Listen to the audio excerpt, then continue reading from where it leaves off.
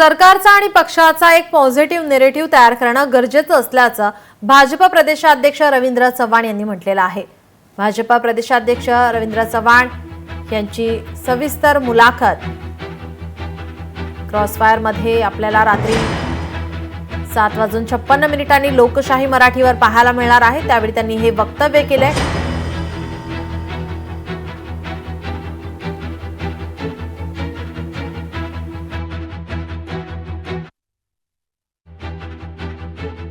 हल्ली फार एक शब्द पॉप्युलर झालाय, मीडियामध्ये झालाय, सामान्य जनतेलाही आता तो कळायला लागलाय। नेरेटिव्ह सेट करणं, नेरेटिव्हच्या दिशेने जाणं।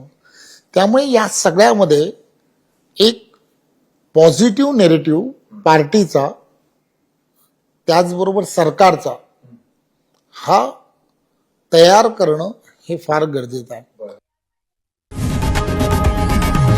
लोकशाही मराठी ऐका, पहा, जागरूक रहा।